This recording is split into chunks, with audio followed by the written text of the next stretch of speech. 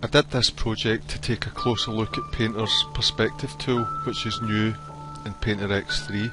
Before I start the drawing, I'll go over some of the basics. You can access the perspective tool from the toolbar. You turn it on using a switch in the property bar. Depending on the type of perspective, there will be 1, 2 or 3 vanishing points. Click and drag on them to move the vanishing points around. The red line is the horizon. This can be moved by clicking and dragging it. Each vanishing point is 2 primary lines, and each primary line has a position handle, the large square that lies along it. Moving these does not affect the perspective at all. They just control where primary lines and intermediate lines lie. Move them to wherever is most helpful visually for you. Each primary line has smaller squares on either side of the position handle. These are rotation handles. These will move your vanishing points around, and they're a very easy way of messing up a perspective setup if grabbed accidentally. They are useful, however, when setting up a perspective to match an existing photograph or drawing. Once you have things set up, save a preset. There's no undo if you move the vanishing points by accident. I start my drawing by loading a 3-point perspective preset I created earlier. The left hand vanishing point is visible in the scene. The right hand one is way off to the right of the canvas, and the third is placed very high above the scene. I wanted to create some kind of large space station in a cloudscape. I started blocking things in with the 2B pencil on a new layer. I love the new perspective tool. Having lines snap towards the vanishing points makes scenes like this so much quicker to create. If this all had to be done manually, it would have taken a long time.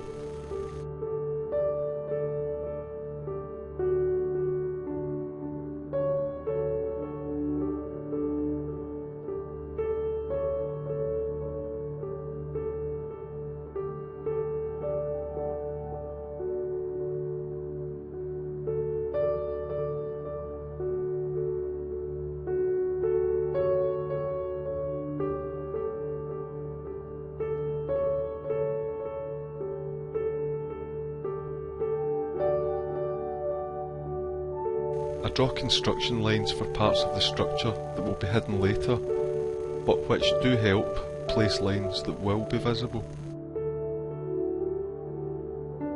It's really nice to be able to vary the pressure of the pencil while drawing these lines.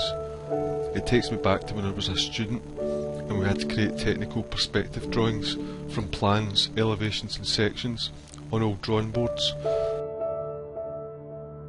If the stroke you make while using the perspective guides isn't right, or if it snaps to the wrong vanishing point, then just be ready to do a quick undo. I clean up some unwanted lines as I go along. Holding down shift while erasing means that the eraser strokes don't snap to perspective. It's a way of temporarily switching back to freehand. When you're working near the horizon, you have to pay a wee bit extra attention. It's very easy for your lines to snap to the wrong vanishing point when you're that close to the horizon, so just keep an eye out.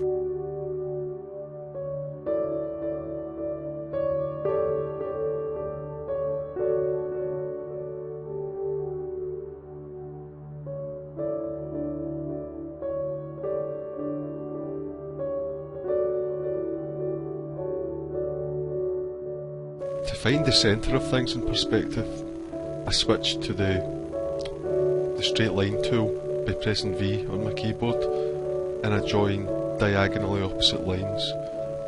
That means I can then draw a vertical or horizontal stroke passing through the centre point. It's a good way of working these things out.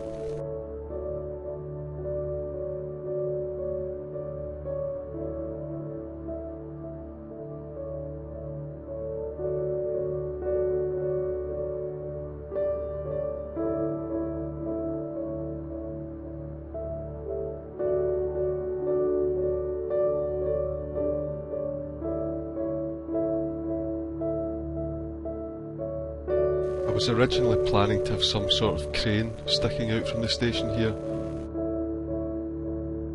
but this area ended up being covered up.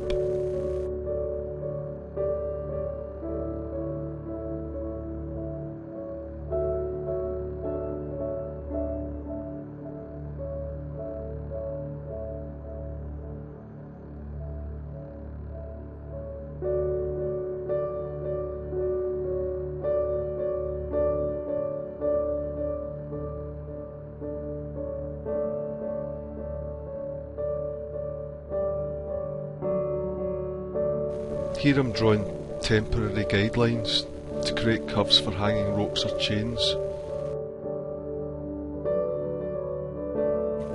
I use the pen tool to draw the shapes, and then I hold down Shift and Alt while drawing to align my stroke to the path.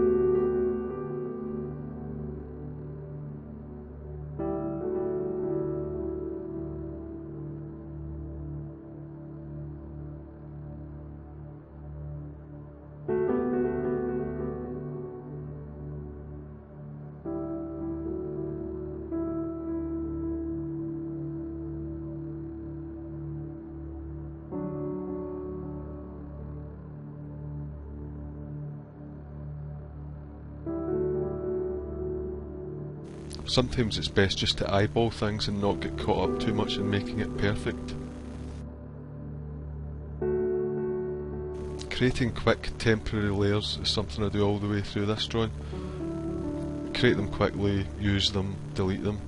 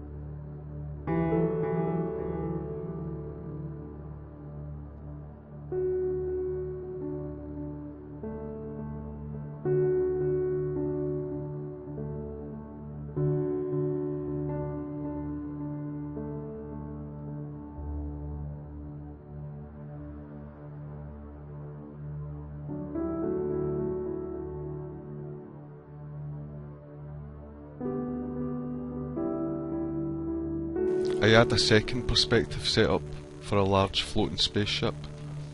I'll also add this as a preset so that I can easily jump between the two.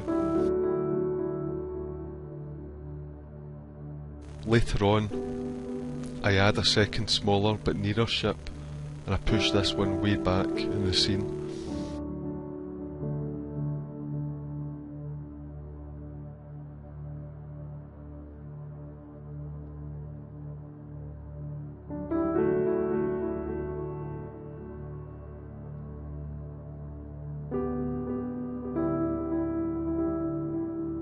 I make a lot of use of the shift key while drawing this part to switch to freehand mode.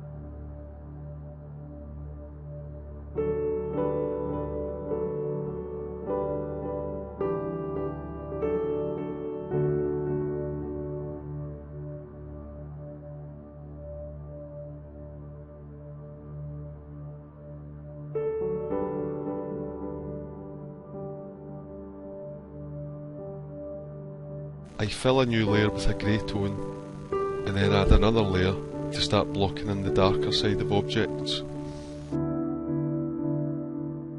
As it's going to be an overcast scene with a lot of clouds, light is going to be bouncing around all over the place, and there won't really be any hard-edged shadows.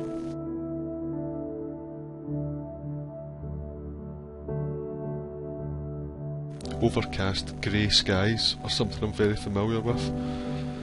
I will try and introduce some warmer tones to the clouds though, as if it's near sunrise or sunset.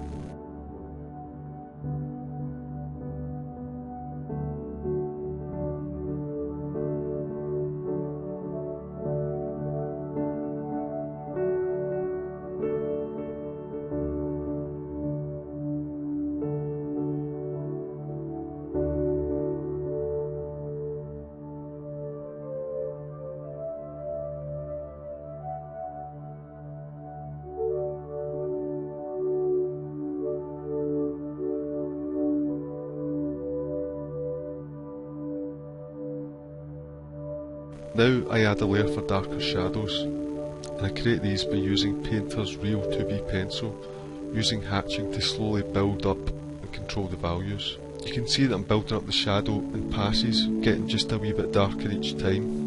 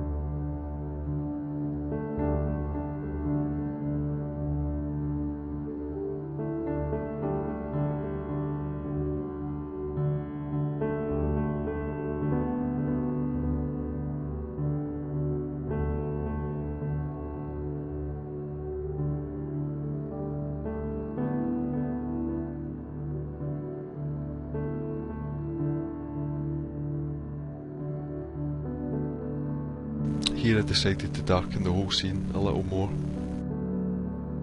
You can see some light areas lying on top of the background here where I've accidentally blended something, so I'll delete that. Now I begin adding some lighter areas.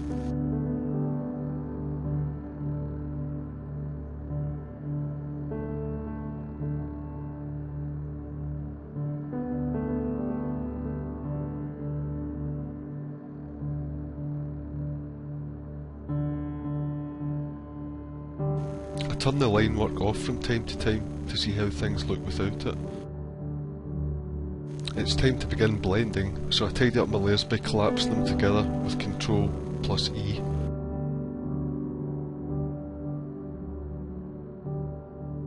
The two blenders I use throughout this are the Just Add Water blender and the Real Pointy blender. The latter allows really fine control influenced by pen tilt.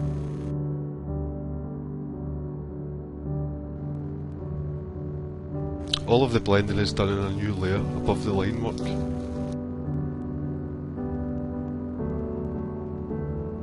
The blending isn't just smudging, it's more useful than that. It can be used to tighten things up as well as soften them. This blending stage is fairly drawn out. I tend to lose track of time when I'm working like this.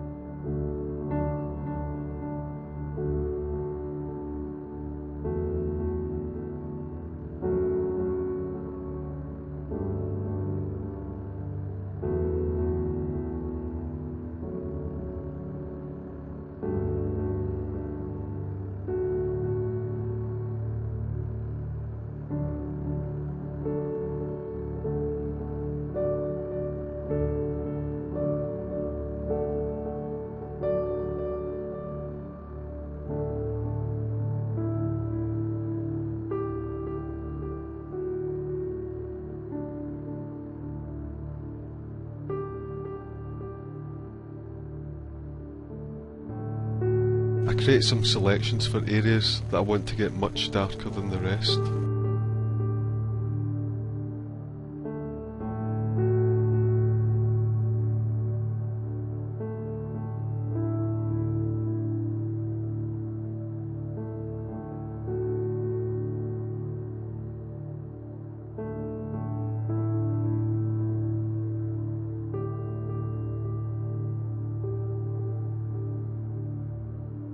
I use the digital airbrush on a new layer. I exaggerate the effect, then dial it back down by tweaking the layer's opacity.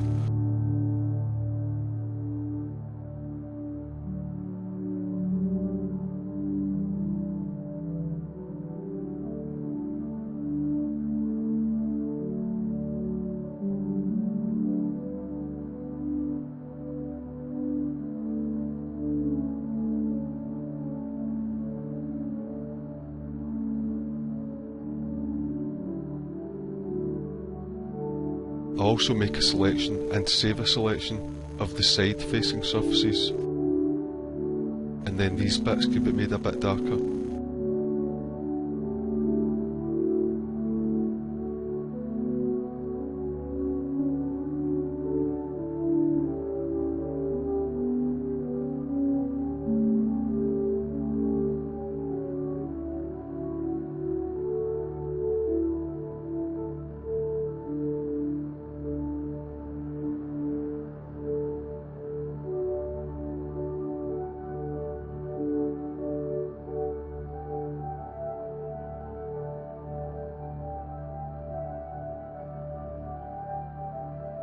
Now I begin blending the large spaceship.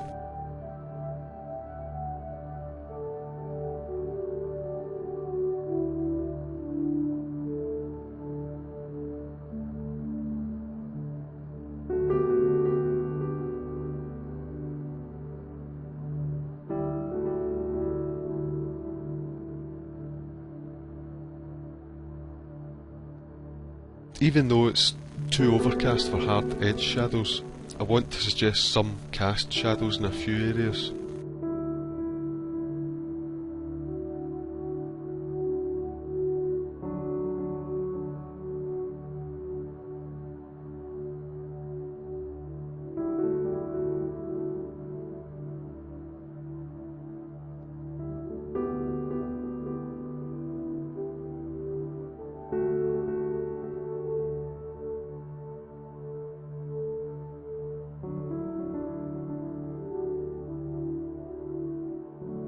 I start to block in the clouds. I'm not sure what happened at this point. I think I must have forgotten to unpause Camtasia at some point. You can see that you haven't missed much, just some very rough shapes blocked loosely in. And here I'm using a layer mask to tidy up around the edges of the ship.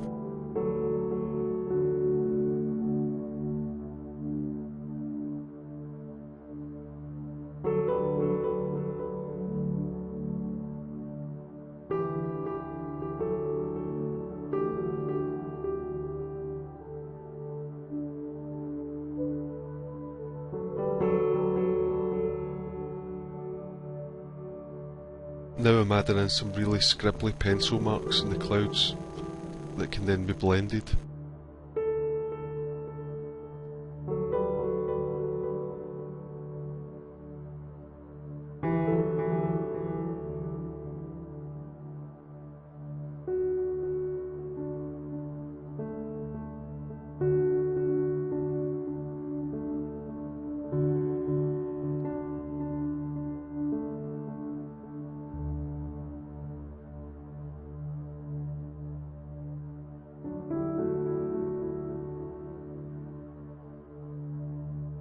It's fun to see nice parts popping out and suggesting themselves as you work.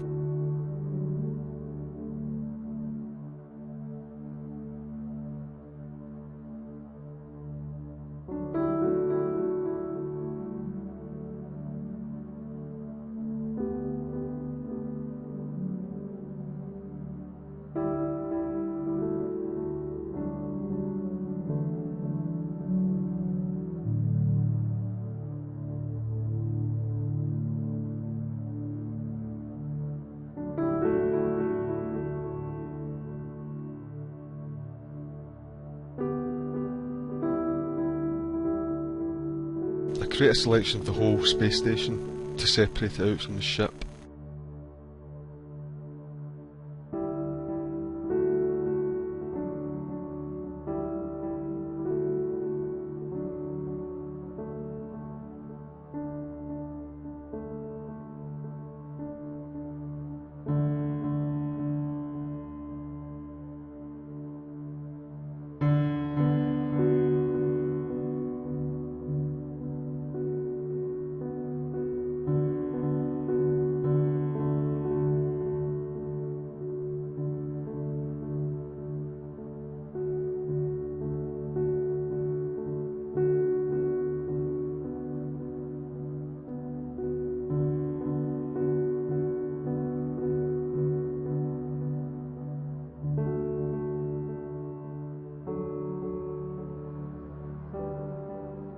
I darken the clouds a wee bit at the top and I lighten bottom slightly as well.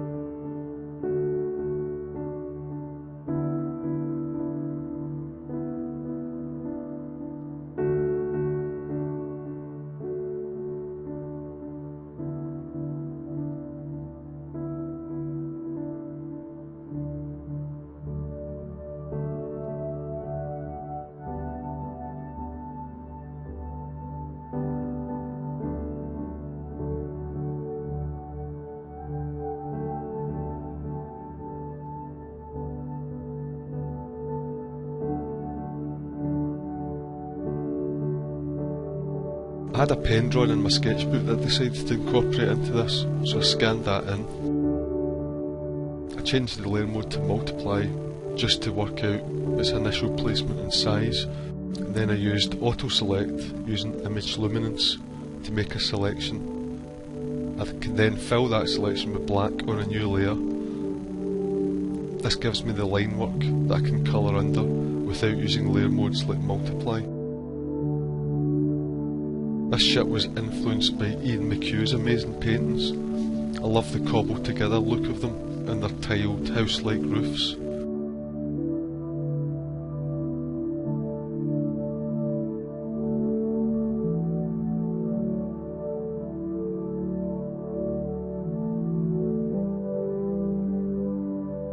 Now I separate out all the layers for the distant ship and I use Painter's ability to transform multiple layers together to knock it way back in the scene.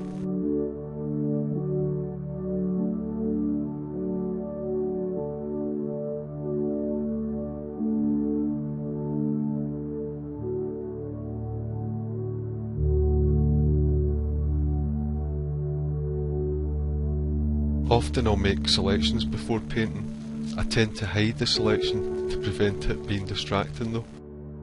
And I've got a button for that on my custom palette.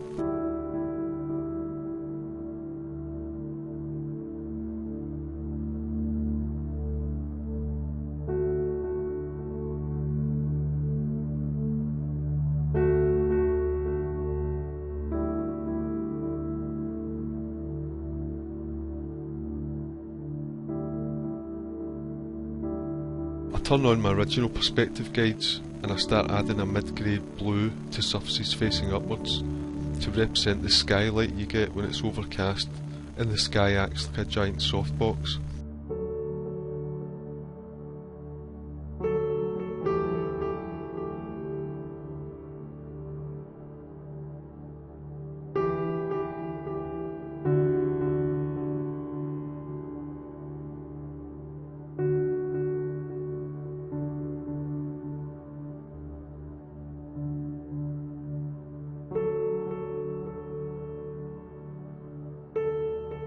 Add some warmer light to surfaces facing left.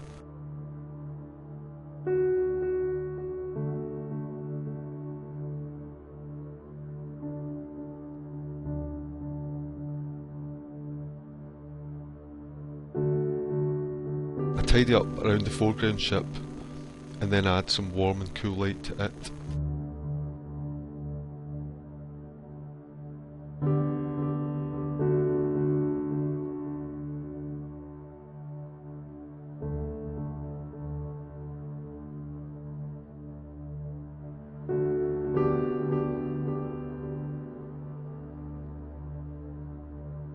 Imagine that light has been bounced around both from unseen clouds and from surfaces of the station itself.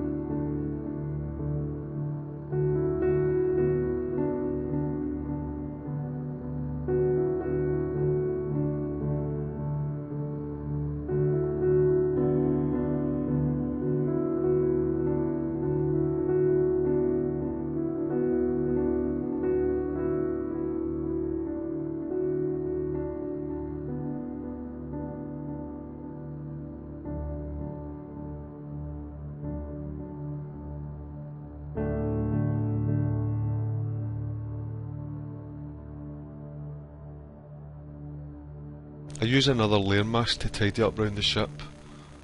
Turning the clouds off for this helps a lot. I apply the mask when I'm happy with it.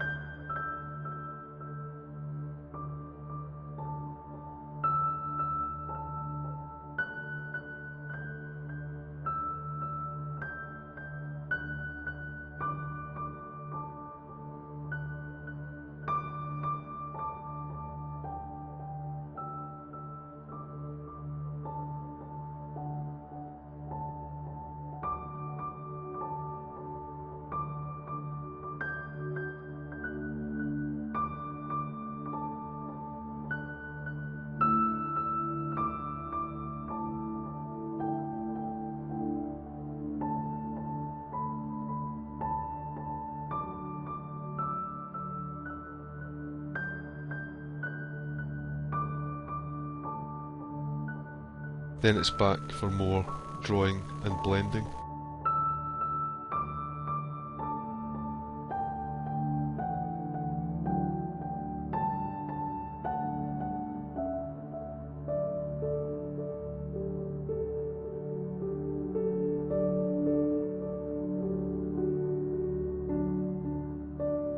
It's handy to have more than one Wacom pen with an inch user Cintiq.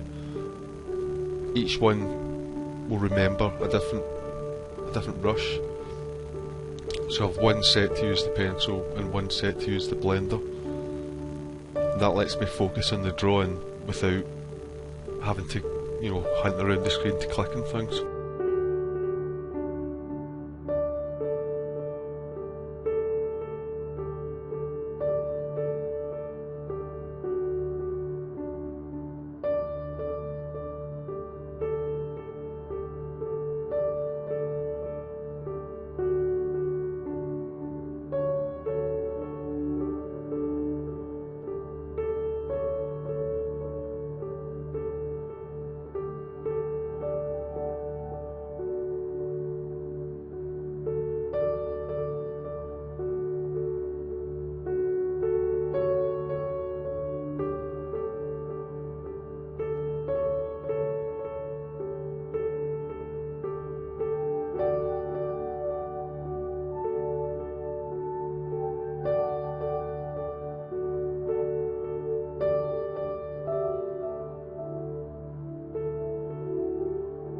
I tint the roof tiles with red, and I take the opportunity to add some subtle variations of colour on other parts of the ship. And to do this, I use a layer set to overlay, and once I'm done I'll reduce the opacity of that layer.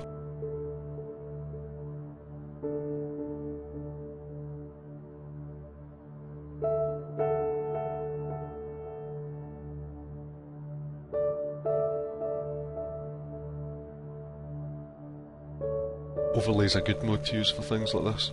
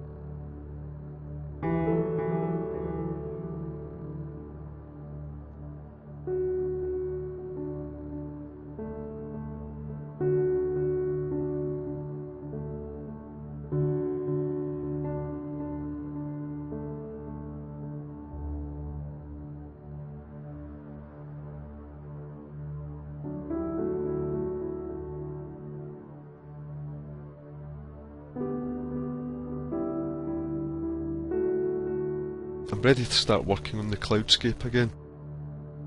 I use X3's new reference panel to bring in a photo I took leaving work one evening.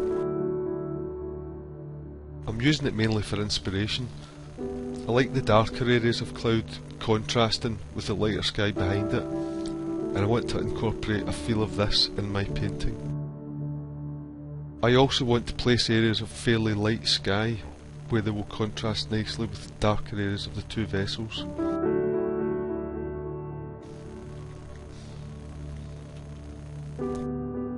Just Add Water is an amazing blender. I love how it can be used to push and pull pixels around as well as soften areas.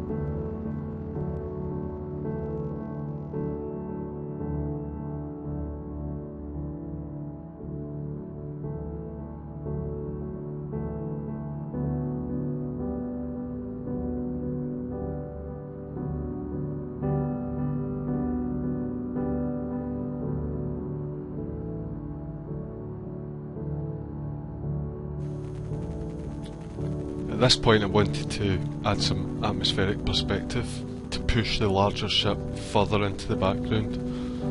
So I made a selection of its contents and then I used the digital airbrush. Just put a wee bit of haze on it and then lower the opacity until it looked right.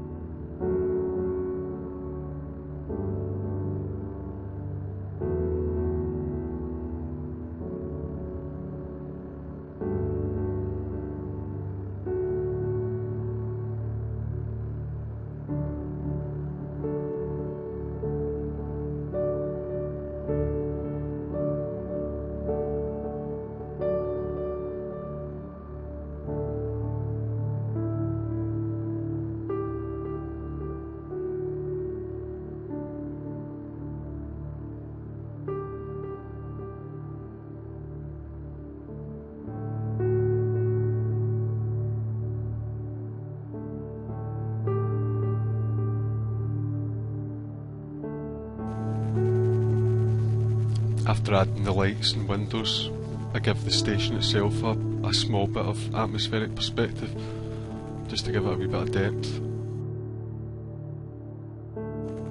And then I use the glow brush to start making the lights look bright.